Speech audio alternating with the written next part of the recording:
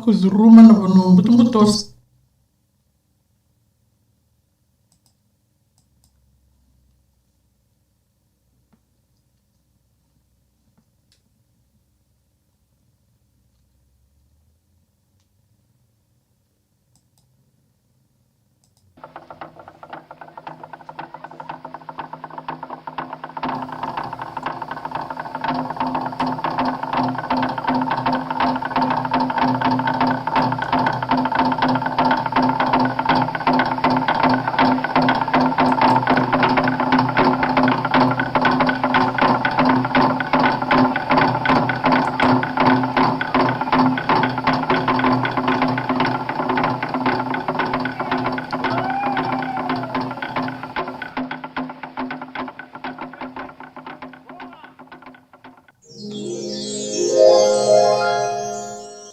Ni sambula vinaka ni malta vinaka mai o ni wararonga te mai ongo e na nonda programa ni vosa vaka-Viti nonda mbula mai na 5 na kiloko ki na 1 na kiloko e na vei singa wakaroa i ke sara.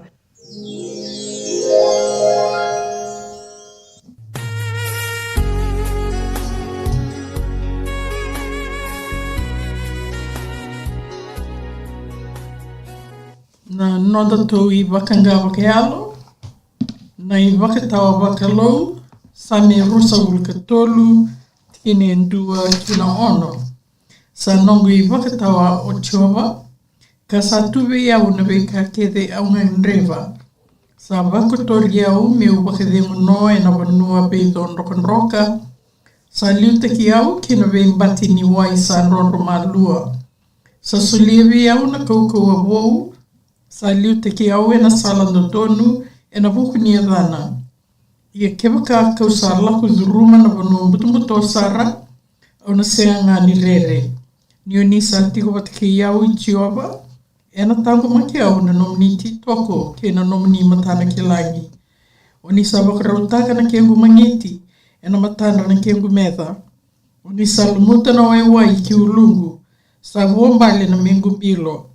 Ena muringa na nomini yalo binaka ke na nomini yalo veiba soti ena veingau na ketsara ni NodaBula. Kau na tiko ena nomini vale I Tiowa ena NodaBula tauzoko. Vose ni turanga la veti mai na wala tambu ni vosa vaka-Viti wakande otaka na South Pacific Bible Society mai sua.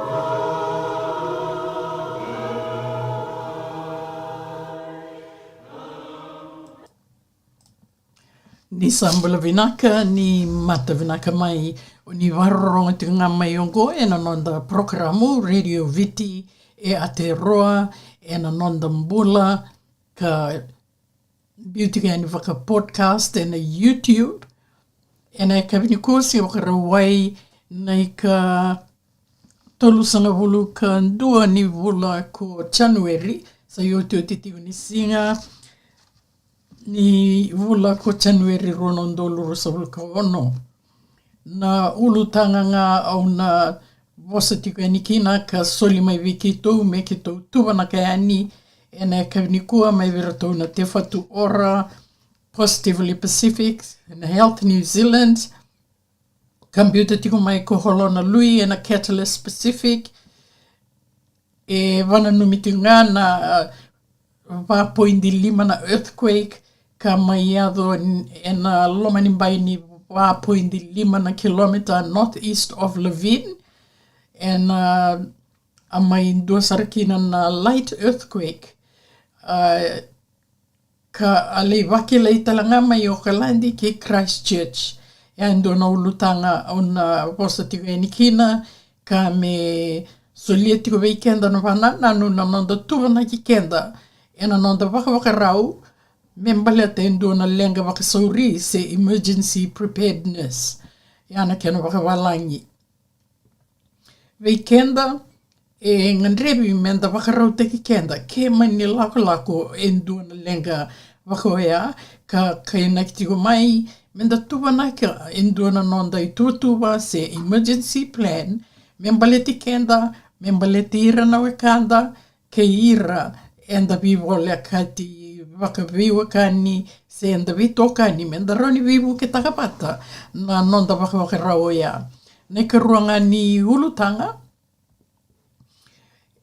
o vi varitangani na lolosi ke na masu e ngole veira na vuvale karamayali o ira na nonra vuvale lomani e na ngauna kina na lutu ningele se na tragic landslide ka mai vakavuna na taumbini uda na luvu ke na landslide aiado mai na holiday park e Mount Maunganui e na Coromandel. Ka anda suliana nonda masu, ke na nonda waka nui ani veira keda sara na vuvale, wambimbi na vuvale vikoe na tangani a mai kuitaki, mai Northland, e na nona sanga me thuru mpotea ani na woluvu kamaiado e na nona takosoba tiko na uthi wai mai Warkworth e a mai Northland. So talangana tauni a mai wakalengai e na landslides ka block taki na ngauni sala vidana singa na kena ngai rani vitartara ka ndola vital na ngauni sala ea. Kriana nomni bebesoti vuka tiko ndona nga vuka e na ngauna ukatka 20 kina goni na rani rongoda na takos ni wanga vuka ya na NodaBula o kenda na sama I tuango e Aotearoa New Zealand e na Central Region ka ukatkadi vagitiko e niongo e na Korturanga. Duanga na itutuk talanga membaleta na immunization statistics membaleta na lalai o na ngone me ado kina rosa vulkava e o na ngone ndramdrami se e bakaba magamore randoka na tamariki vekenda o na solsoli o na lalai era e doveni na rosa vulkava na vula laksombu se o na tiko e na ruku ni embakirua laksombu e kaina hitinga menda nana magi kangangara untio ni sala utinga na misila se do wiri tinga na manu ni misila ka kina na covid ka kireitinga na registrations weekenda e na vi Pacific Health Services ka tu e na Korturanga do talanga na songoni aratua wake dora na Pacific Health Services Hutt Valley na Family Fun Tournament. Aunange wilika taltinga na tikino ya. Wata kei na Wellington Pacific Festival e na ngauna ni Waitangi, se na Waitangi weekend e na ikavitu ni February e na pakaidori tiko mai Waitangi Park e na Wellington Waterfront ya vimbasai tiko na Schaefer's New World e na Cable Street side e a sivita yani na Te Papa ki o ngole tiko yani vaya e na Waterfront sivi na Te Papa levo na kapa ke kia na Waitangi Park e tiu sarangaro vi mbasa I sartonga ke na New World ya na vunu e na dhake kina na Pacific Wellington Pacific Festival e na Waitangi weekend na ikavitu ni February ya na madhau katumai ni makataka na nomini kalenda singa wakaroa e na pethori kina do talanga na reminder membaleta tinga na sama safety tips me waka niokenda enda sa lesu tal tigo mai vale enda sa lesu I vaka karvaro lesu na ngone ki kornivuli menda gangaro ni tigo ena ngauna ni raki katkata na yoto timbanga ni Ulutaga na misila na immunization symptoms and precaution au nange wilika tigo eni na tikino ya na yoto timbanga enda kelani se tarai kenda tigo na covid se wabokit kenda tu ni oti mai na sinsu ke na new year na nonda mai vengu tu na sinsu ke na embaki vou ka tatara saratiko mai na COVID balavu, se na long COVID, ka lewa veir na, enda reida veir saranga na dorobongone lewa, era dhula mai e na ngauna ni kena dhula tiko na COVID ya, na kena rebu sama i tarai ratu e na ngauna ngo. Ia menda gangarau ni tiko ngā, ke waka o iko e dua, o lengataka na nomu vekila na vikambaleta na dhula ni tata rovi, le vosa vei nomu puni wai, se vosa vei ndu verto na health provider me rani buke iko kina. Na vekanga e tukuni tiko mai, ona ulika tinga ni wawalangi, the severe weather and landslides, a reminder for all of us about the need to have an emergency plan in case we have to leave our homes in a hurry or are trapped or confirmed in our area. We invite our listeners to call in and share about the emergency plan they've developed, just in case. Ia, o iko e ndua o viewe sei mai e na so na tuwa sa varau tatu me rauni vulikina o ira senga tueni ki la na thambeka e rauni rakawa ningiri mai biki tau e na tambana ni radio Viti e Aotearoa na saiva wā viwa vitu wā saiva ndua rua ono. Nina ngiri mai e na talibonio ea e na rauni ndua e rongodhaine na nomu ngiri e na NATO office ka na katona na nomu viwa sei me rauni kei mami vuli ka kenda vuli mai nei tuwa sa tuwa nakatiko ke rato na nomu wale membaleta na emergency management and making emergency management plan for the whole family. So ana tuwa e wakaroti mai menda wakaroti ki kenda kina ana ulika wawalangi ona ngei bitanga ene sona no commentary and was vaka-Viti, making an evacuation plan as a family. Where will you and your family go if you have to leave your home? Collecting children from wherever they are, if need be, relatives, friends, playgroups, holiday events, and if during the school term, and we will be in a couples of who's collecting them from school. Ia indona I tuwa e tukuni tiko mai, na nonda tuwa o kenda waka wubale, I veina vanua andou na ngole ki na waka wubale, ke mani lako dona lenga waka sauria e ado, kayanga menda mbiuta na onda ndui wale. Athava na nomi tuwa. Ke waka ravuli tiko na ngone, sera tiko mai na ngone veira non sona we kanda beka, se veira non de tokani, se ndu mbeka na playgroup, se ndu na holiday event, se mani ado sara tiko nga na school term, o te vei e na ngole I kornibuli se na nona I tabi me le kautira mai na lalai. Ia ndu na I tuwa bimbi e na pinaka me tuwanaki. Ka kainaki agree on a safe place to meet. Ia me ndu na vanua me rauni ndalei sota heni kina, me rauni taudoko ka kuni tukina na lenga, kuni lubutu, se vanua lolo virai ra, me na lako heni kina na lubu.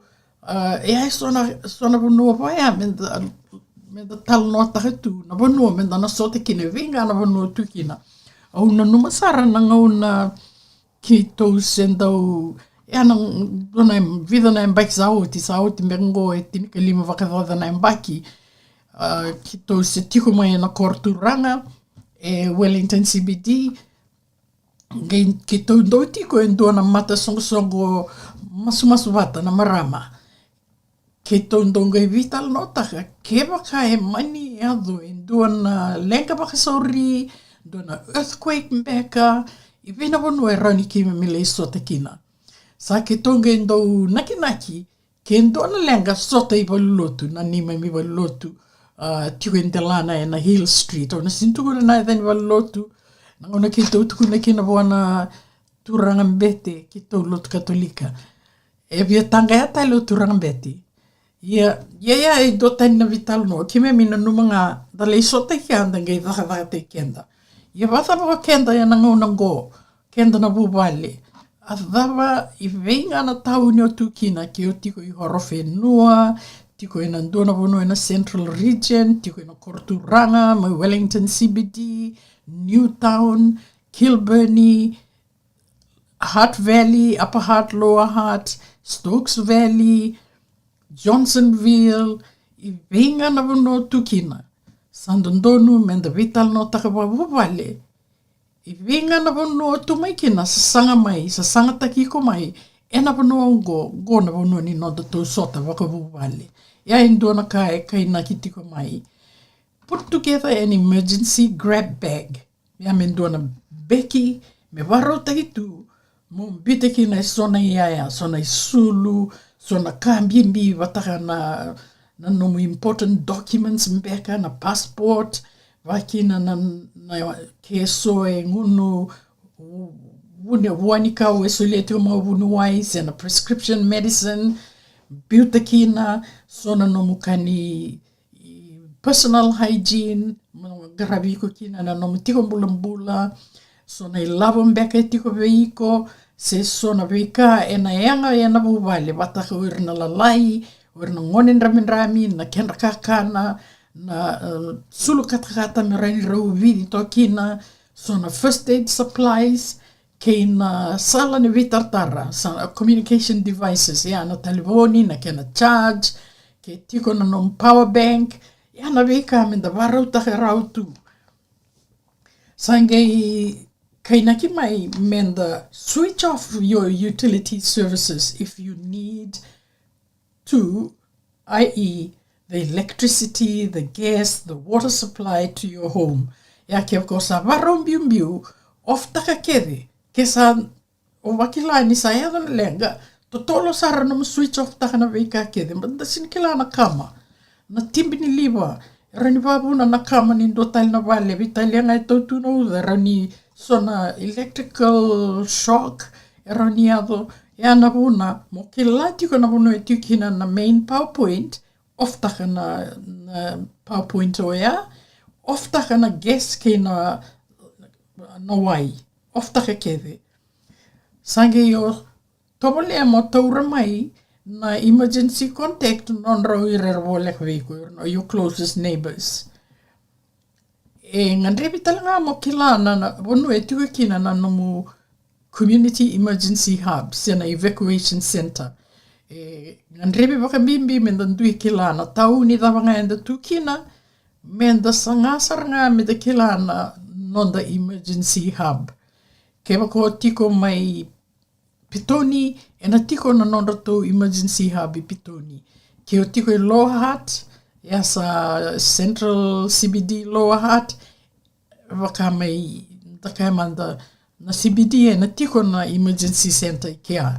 Sanga I tiko I rana tau ni rabobo leka ni wataka mai Eastbourne, orto I Stokes Valley mbeka, ke ina vei taita, e na tu e na vanua ni rani ngole kina, moni le wakaruru kina ke waka e maniado I duana lenga. E so na vanua, e penaka menda wakarau teki kenda tiko, ka ina ki talanga menda wakarongo ina non the local radio frequency, ke tole me tiko weke mdou e duana retio, me renio warorongo, en local radio frequency, ena kairiwaki mai kina, na sona I tukutuku, member letter na tukutuku ni emergency SI ado tiko ena onua enda dui tukina.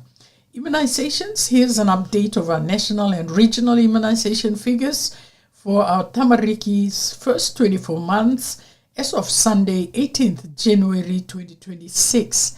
The national immunization rate, 24-month childhood immunization rate, is 82.6%. For Maori was 68.2%, a slight increase of 0.2% points. And for Pacific children, 81.3%. For Pacific children, down 0.4 percentage points and getting closer to mainstream immunization rates. Here are the regional immunization rates for children aged 24 months for last week, as at 18th of January. 2026. Northern region, total 82.6%, down 0.3 percentage points. Tamariki Maori, 63.0%, up 0.4 percentage points. And Pacific Children, 78.9%, down 0.5 percentage points. Te Manawataki, Waikato, Rotorua and Taupo, Bay of Plenty, Taranaki and Vaka-Viti, total 75.5%, down 0.2 percentage points. Tamariki 62.7%, up 0.5 percentage points. Pacific Children 84.1%, up 1.0 percentage points. Te Ikaroa, Central, Maunganui, Hawke's Bay, Manawatu, Horowhenua, Tararua Districts, Mid-Central, Wairarapa, Wellington, Kapiti, and Hutt Valley, Capital Coast, and Hutt, total 85.6%, up 0.6 percentage points. Tamariki Maori, 75.8%, up 0.6 percentage points. And Pacific Children, 88.5%, down 0.1 percentage points. Te Waiponamu, the South Island, Nelson, Marlborough, Canterbury, South Canterbury, West Coast, Otago, and Southland, Southern, total 87.7%, down 0.1 percentage points. Tamariki Maori, 81.0%, down 0.6 percentage points, and Pacific Children 87.0%, up 1.0 percentage points.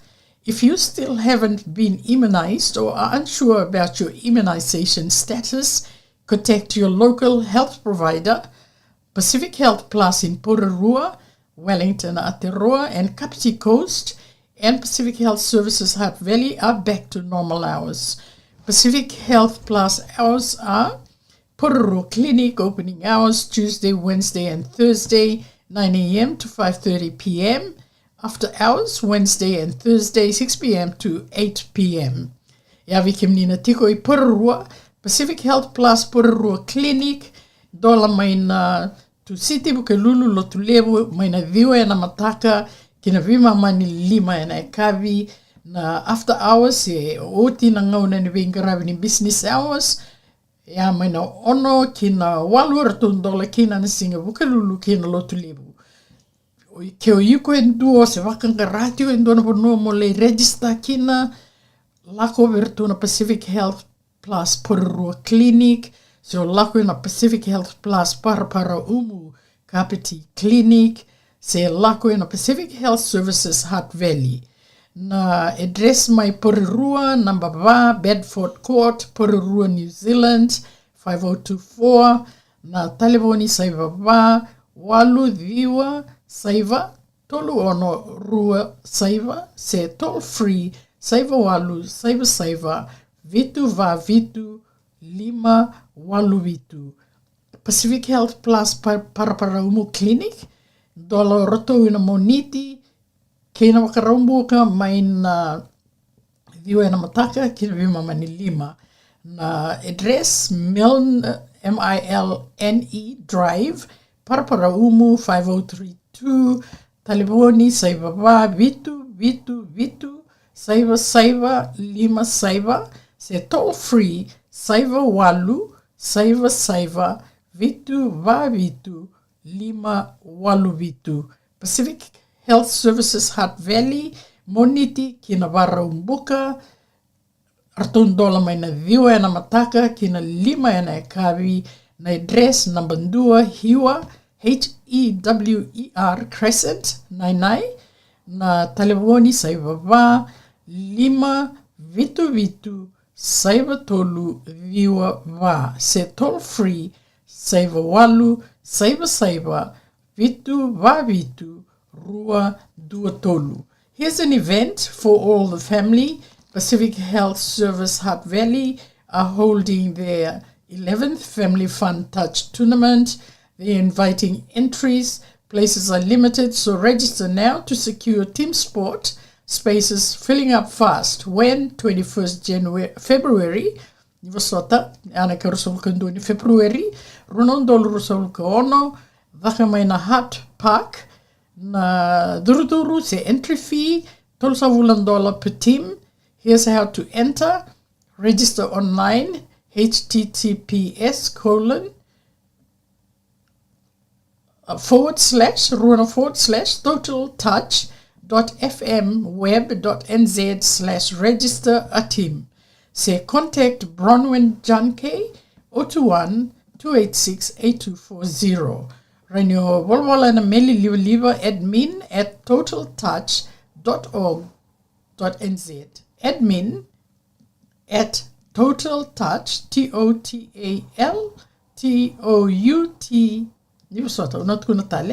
admin at totaltouch.org.nz. Admin, ADMIN at totaltouch.org.nz. As the holidays draw to a close with school starting back, a reminder of our usual holiday messages to keep ourselves and our families safe driving from holidays. Better to take your time and arrive a little late and safe than not to arrive at all because of a car accident.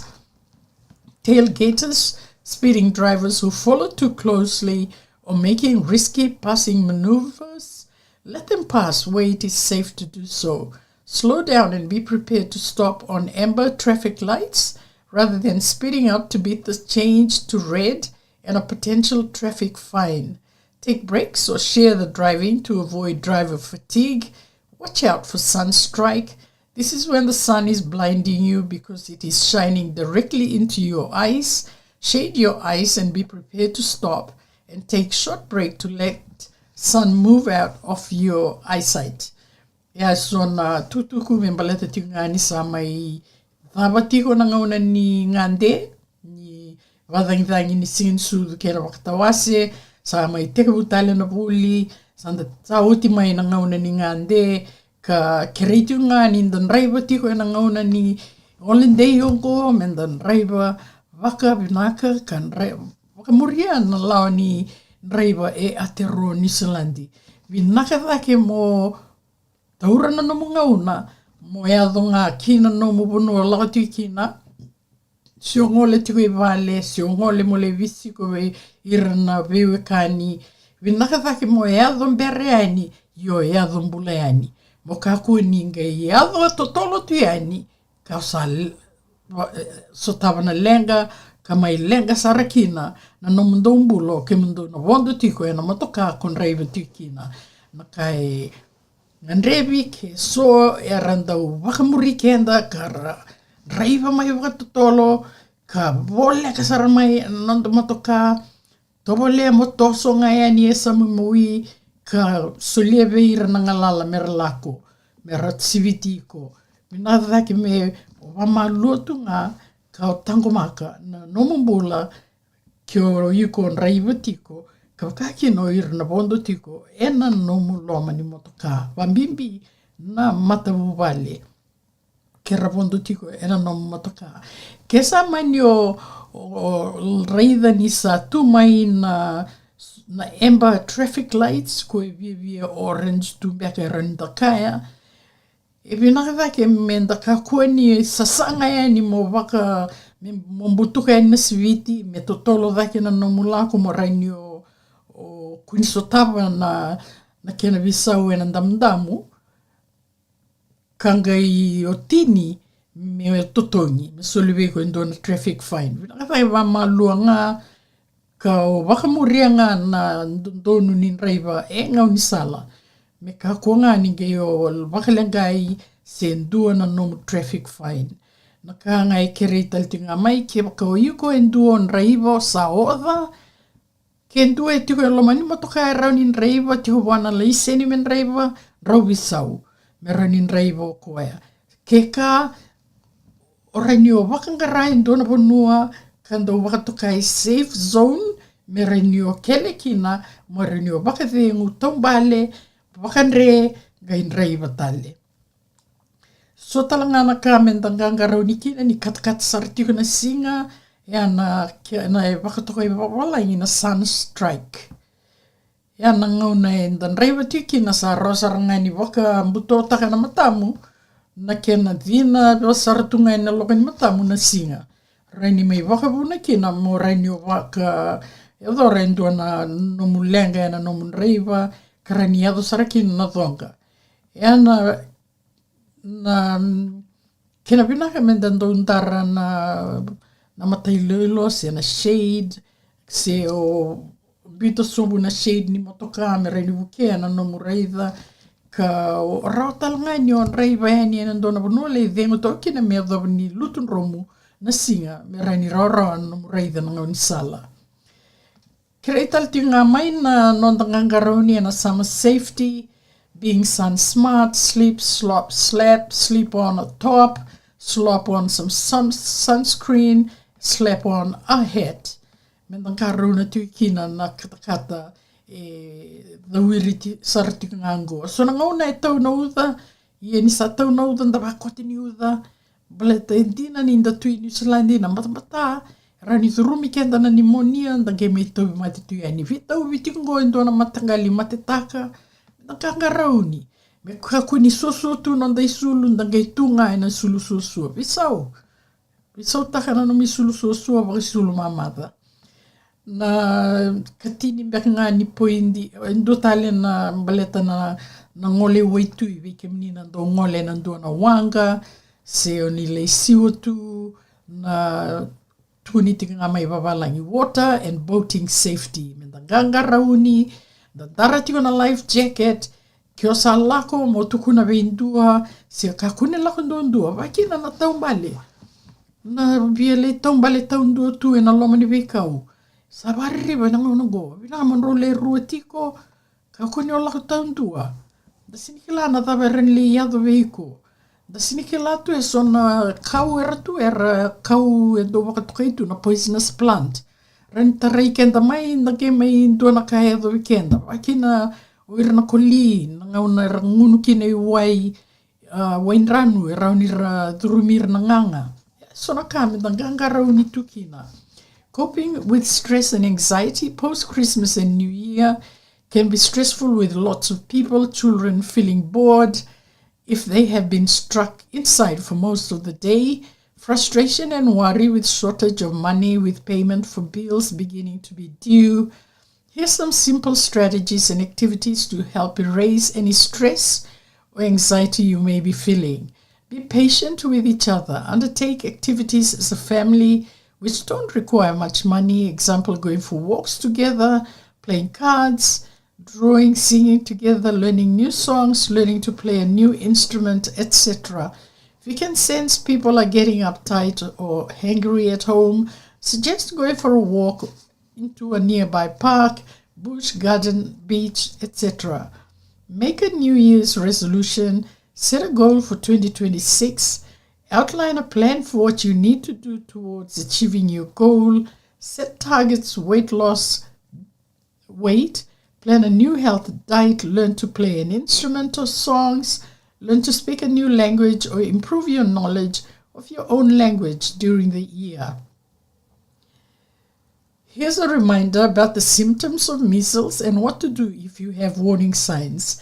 Firstly, within the 7 to 14 days after a person has been infected by measles, the first symptoms that measles usually begin with are high fever, may rise to more than 104 degrees Fahrenheit, cough, runny nose, red watery eyes, and vika, and conjunctivitis.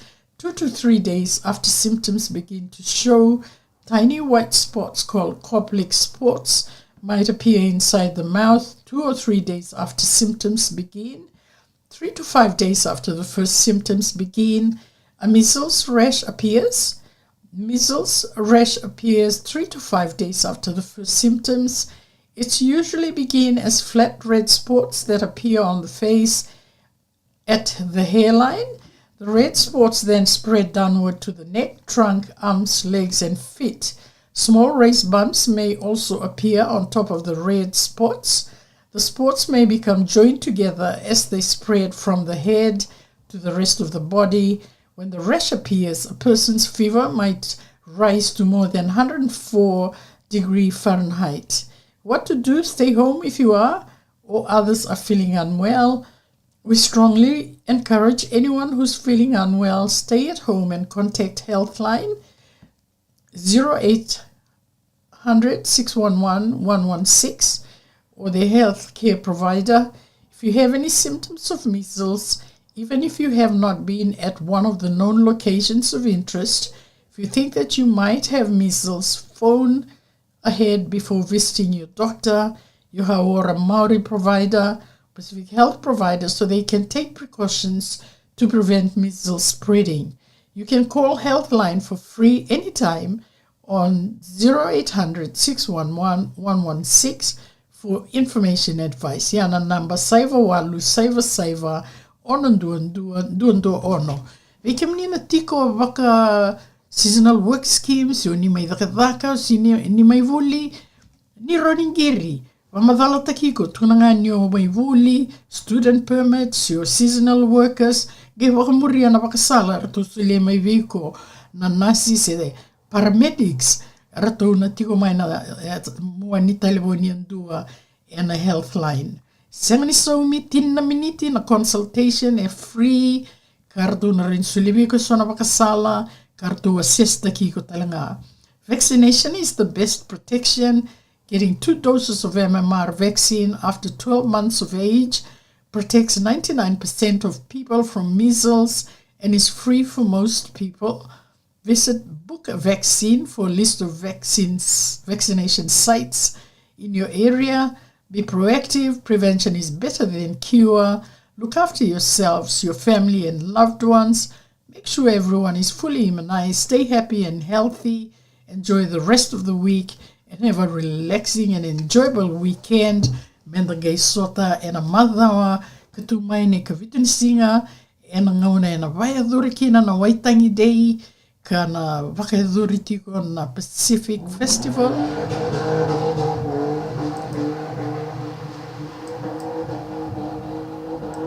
Na Pacific Festival.